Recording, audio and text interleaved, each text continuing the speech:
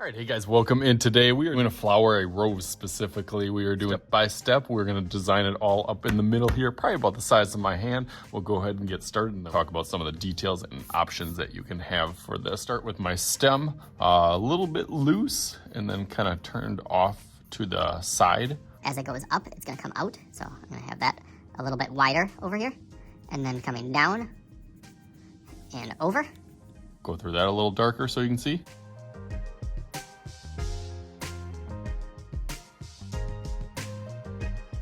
Okay, good. The reason I got that bend is because I'm going to have some leaves over here. I'll probably have some little kind of thorns poking off the side here.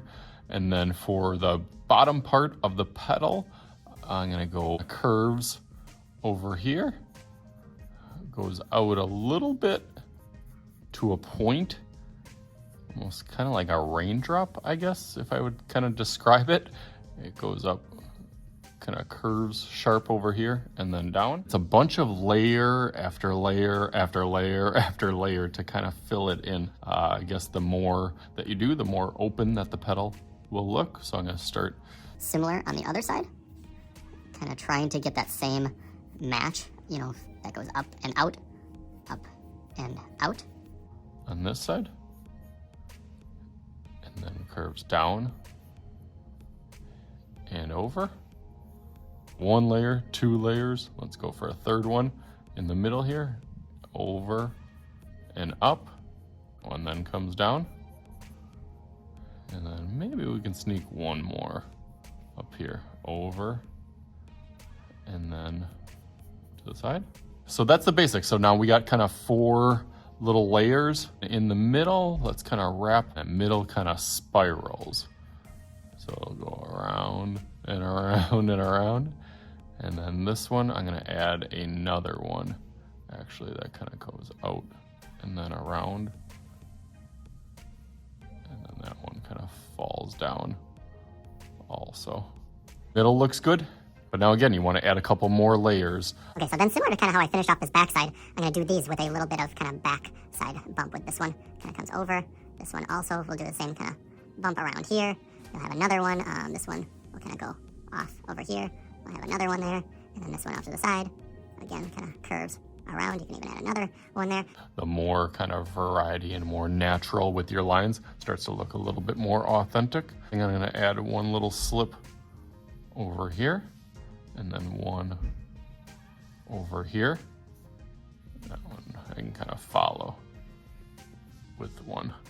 And they kind of start to look like they have that fold in there that they're kind of peeling away. Nice, it's looking a little bit more even now.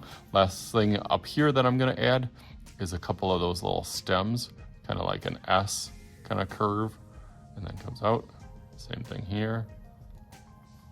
The other side kind of goes pointy and then comes out. Pointy and then comes out. Ooh, that looks really nice up on top.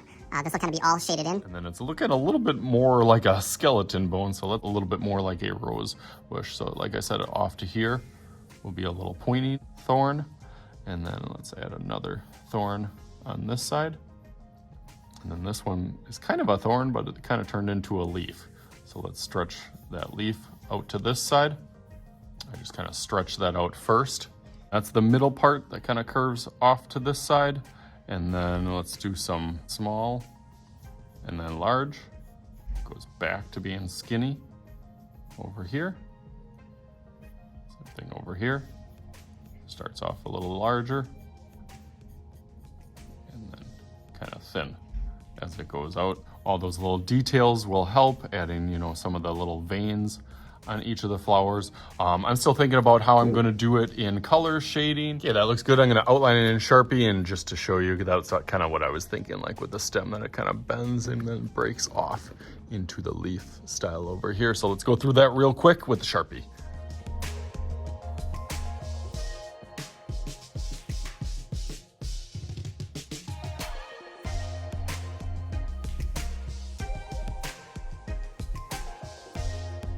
Now is where the fun part. So let's take my other flower, just like that. Let's make some magic happen, just like that.